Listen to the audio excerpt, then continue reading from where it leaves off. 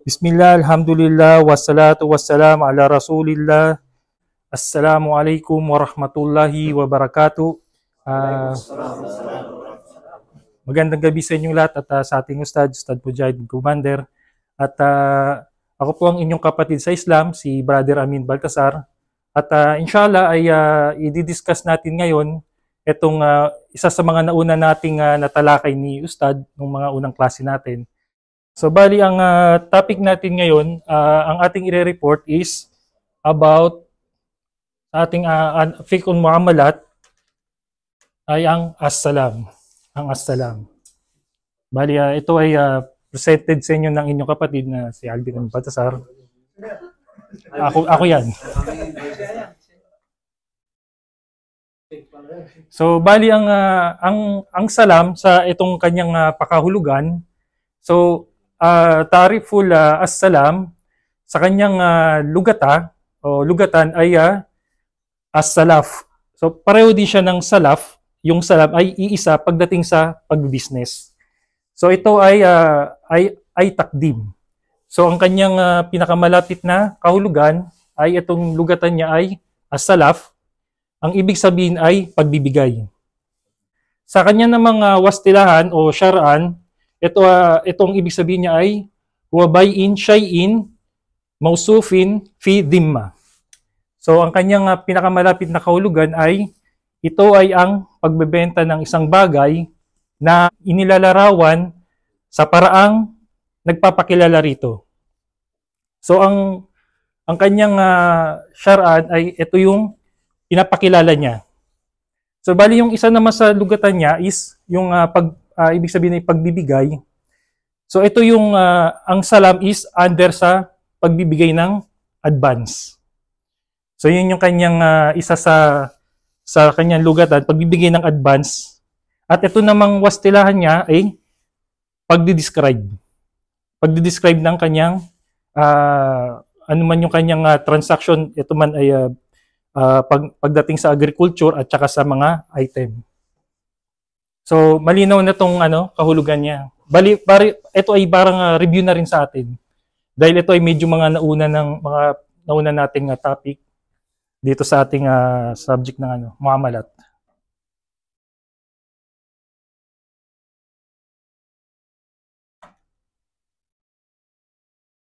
So bali ang ating ang as-salam ay merong apat na haligi.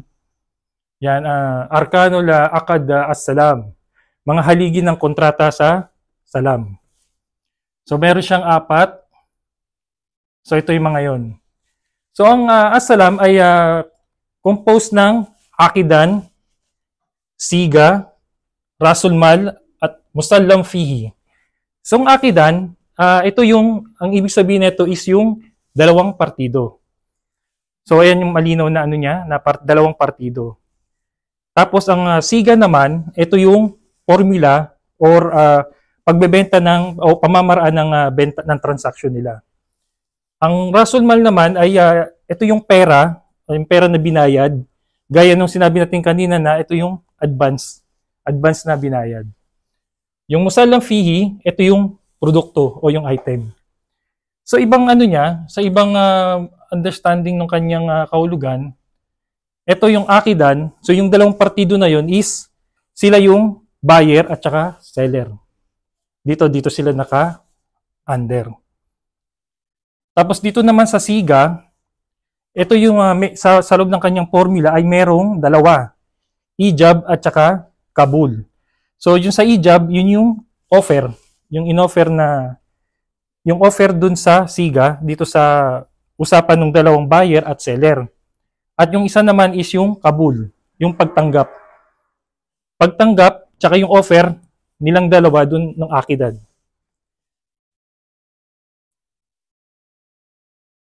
At ito namang rasul mal, ito yung price nung napagkasunduan nila o yung kabayaran. So ito siya. At yung musallam fihi, kung under siya ng produkto, ito yung goods o yung item. Kasi mamaya ipapaliwanag natin kung bakit goods at saka item siya. Dahil meron siyang, may nasasakupan siya na tungkol dito sa goods. Yung goods, nakukonsume. Yung item, hindi siya nakukonsume. Bagay siya. So ito yung under ng salam. Bali ang salam, ito ay kirat fil by pumapasok siya sa option. Ang salam ay pumapasok sa option. So bali ang mga option natin ay khiyar majlis. Khiyar majlis siya, pasok siya sa khiyar majlis. At khiyar aib. Salam.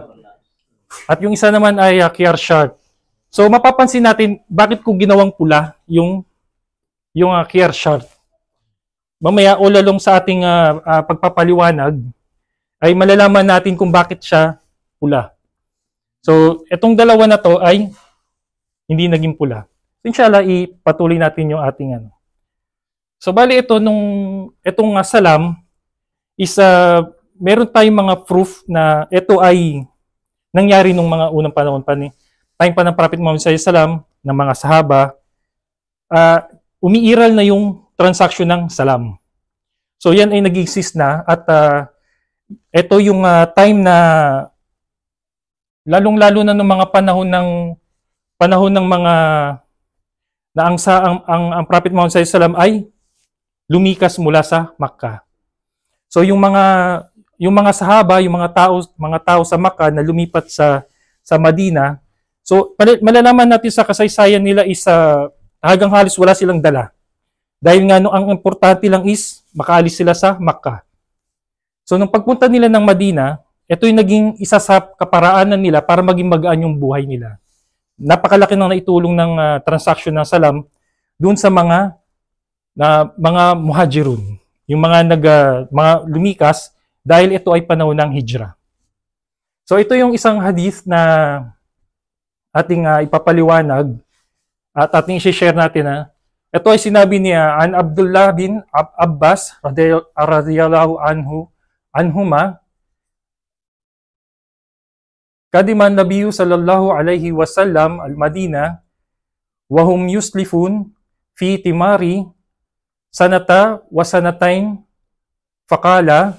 Ito yung pinakaano natin, yung ano ng buod ng hadith ay man aslafa fi shay'in falyuslif fi kailin ma'lumin wa waznin ma'lumi ila ajlin ma'lum.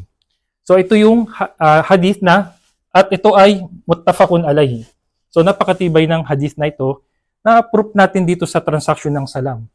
So ang kanyang pakahulugan ay sabi dito, sino mang nagbayad ng advance para sa isang bagay ay dapat na ang bagay na binili niya ay alam ang kilo at alam ang kanyang timbang na may nakatakdang panahon. So itong tatlong bagay na to, ito yung pinakakahalagahan dito sa salam, sa transaction ng salam. So mamaya ititingnan natin uli yung ating continuation na ito. So ito, sa salam ng contract, ito yung mga bagay na dapat i-consider o ito yung tinitingnan dito sa salam na itong salam sa loob ng kontrata niya ay advance payment. The buyer pays the price in full and it must be received at the place of the meeting. If the payment is through sending, it become hawala. So hindi pwede dito sa salam yung ipapadala yung pera. Halimbawa, dito sa may kapulungan sa majlis. So kailangan doon ang isang option niya ay doon pa lang sa within the majlis ay matapos yung transaction. Doon pa lang i-receive yung pera kasi hindi pwede na sasabihin sa kanya na ipadala yung pera mamaya. So hindi pwede. Mahuhulog siya sa hawala. Hindi na siya magiging salam. So para manatili siyang salam, kailangan ma-receive yung buong payment advance, full. Yun yung kaiba niya. So ito yung mga kailangan tingnan dito na para mabilong siya sa salam. Tapos ang pangalawa, quantity and quality can be specified in kilo or weight, length or measurement, and by pieces. So mahigpit siya. So ang inano dito is yung quantity, kailangan detalyado. yung dami niya, tsaka yung specified kung ito ba ay kinikilo. Kung halimbawa ito ay bigas o trigo, so doon mahuhuli siya sa kailangan required siya ikilo. Hindi pwedeng takal-takal lang, hindi siya pwede. Tapos pagdating naman sa mga measurement, ito naman yung mga kanina, di ba sabi natin may goods and item. So sa salam, meron ding papasok din yung mga items o mga bagay na may kinalaman sa haba o sukat. Yung detalye niya. Kung halimbawa, magta-transaction silang dalawa, ang ititinda nila sa halimbawa yung tela. So itong si buyer, kailangan at saka si seller, detalyado yung kanilang transaction. Kung gaano kahaba, kung ano yung kulay. So yun, kailangan detalyado siya. Tapos ang ikatlo naman ay time of contract, exact date and place of delivery must be specified in the contract. So ito uli, kailangan i-consider itong kung kailan yung napagkasunduan nyo. Halimbawa, kung ang bigas o ang palay ay itatanim pa lang, palagay natin abot siya ng 4 months bago siya maani. So kailangan, nandun sa nakakontrata na within 4 months, i-deliver sa kanya yung item. So yun yung kanyang detalye doon. So yung, kita mo nakalagay dito, exact date, place of delivery, kailangan naka-specified sa kontrata. So malinaw na ito yung, although maluwag siya, kung titingnan natin is, ang naging considered doon is yung pagbayad niya ng full. Yung buyer ay full niyang binayaran yung item. So malinaw na ito yung mga kailangan natin tignan. So ito namang siya sa kanyang comparison. So meron lang akong isang medyo similarity sa kanyang is yung al-istisna. May pagkakahawig sila at may pagkakaiba rin. Ang as-salam, so ito yung inano ko sa kanya, inarrange ko siya ng by delivery, pareho sila, may delivery, may payments of price, pareho sila, yung suitable sector. Dahil kagaya kung sinabi kanina, yung salam, mas more siyang nakafocus sa agriculture. Pero pwede rin yung mga item, pasok din siya. Unlike sa istisna, naka-suitable lang siya sa construction or yung pagpapagawa, manufacturing. Kapag ang istisna ay pinasok ang agriculture, hindi na siya istisna. Babalik siya sa salam. Magiging salam yung kanyang transaction. At ang pinagkaiba naman, yung payment of mode ng pagbayad, spot. So, ibig sabihin, yung salam, doon pa lang sa meeting place nyo, is closed deal na. Bayad na ng full. Bayad na siya ng full. Unlike naman sa istisna, flexible. Pwede siyang, kagaya nito, pwede siyang spot, pwedeng spot on delivery, parang cash on delivery, pwedeng installment, pwede rin siyang ganun. Or yung iba, kombinasyon. So, mas maluwag sa istisna. Unlike dito sa is, kailangan merong mga detalye na dapat masunod.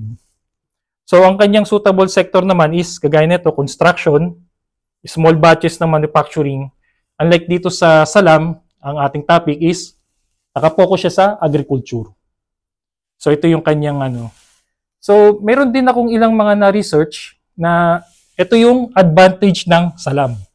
So, malaki ang advantage ng salam. Unang-una, sa seller, ang advantage niya, kagaya nung nasabi natin kanina, na-receive niya ng advance yung full payment. Na-receive niya. So, ibig sabihin kung ikaw, wala kang pondo, wala tayong masyadong financial para sa transaction. So, napakagaan nito para sa seller na ma-receive niya ng full yung kabayaran. Tapos sa pangalawa, ito ay laging pinapanatili natin yung Islamic way. Yung batas sa Islam na nabibilong siya para hindi tayo mauwi sa riba. So, kung sa iba, kung naririnig natin sa ibang transaction, kapag umutang yung isang tao, halimbawa sa bangko o sa tao, automatic yung magkakaroon ng interest. So unlike dito sa atin sa Islam, ang salam na transaction ay iniiwasan natin itong riba. Iniiwasan natin. Tapos secondly, dito sa ating purchaser, so ito yung buyer, Ang isang advantage niya, hindi niya na kailangan ng mag-rent ng bodega. Kasi kung halimbawa ang mga crops or agriculture yung kanyang ang transaction, so hindi na siya mag-ano, kasi hintayin niya na lang yung exact time, i-deliver na lang sa kanya sa specific time na napagkasunduan. So wala na siya, makakakuan siya, save siya ng renta ng bodega. So yun yung isang advantage para sa purchaser. Tapos yung isa naman, ito rin isang magandang advantage sa sa purchaser is yung pagdating sa inflation is stable siya sa inflation. Hindi siya maapekto ng inflation kasi nabayaran niya ng full yung item. So tumaas man yung bumaba man yung market price is hindi siya maapektuhan. So hindi siya mag-aalala na maging in the future yung kanyang pricing niya. Tapos dito naman ang susunod naman natin yung paano nagwo-work yung salam. So ayan. So papansin niyo, nilagyan ko rin siya ng color coding para makita natin yung flow ng salam. So makikita natin dito yung buyer magkapareho kulay, tapos itong offer, acceptance, kapareho ng price payment, at itong goods iba rin ang kulay. So kung titingnan natin kanina yung una nating yung pillars ng salam. So ito yung buyer and seller, sila yung akidan. Tapos itong offer and price, offer and acceptance, tsaka itong ito naman, ito yung siga. And after nyan, ang kasunod ng flow ng transaction nila is itong rasul mal. At pagdating is musalam fihi. Ngayon, pag ganun yung flow niya, ang last step is kay buyer na ang bagsak. So para in-illustrate lang natin para madali nating makita yung flow ng kanilang transaction. So ito yung kanina na bakit siya pula. Kasi kagaya nung hindi siya pumasok sa option ng short. Hindi siya pumasok. Kasi ang salam, once na deal na yung transaction, hindi na siya pwedeng i-cancel. Unlike nung istis na, bago pala mag-start ng manufacturing, kung halimbawa nag-alangan yung bibili, pwedeng tumawag, i-cancel mo. So yun yung kung bakit hindi siya nahulog sa option ng short. So itong dalawa lang ang pumasok sa option. So inshallah dito po nagtatapos yung ating report. Tanong. Walang itatanong. Oh, kung may katanungan about sa salam, open ang katanungan. Kaya nga inano ko na, medyo mabilis pero dinitalye ko na para ewan ko lang kung may magtanong. Wala magtatanong, wala naiintindihan. Yung private agriculture, di ba yung advance payment? Diba sa magulan? Oh, crops, under siya crops. Tsaka agriculture. How about the fish pond? Is it belongs to crafting or Yung fish pond? fish pond. Oh, pasok pa rin siya. So you mean, if I want to pay advance because for the fish pond, so, may fish pond. Oh, fish pond. Gusto kong magbayad ng advance. So it will be. So yun ay yung kung tanong mo is kung paano siya gagawin yung transaction, paano mag-work. So ang isda is kinikilo. Hindi siya pwedeng per piraso. Kasi ang market is per kilo ang labanan sa merkado. So hindi siya pwedeng per pieces. So bultuhan, meron silang sukatan din, pero estimated na rin siya. O alam na rin nila yun eh, yung isang halimbawa, isang banyera, tansyado nila yan, mga estimated.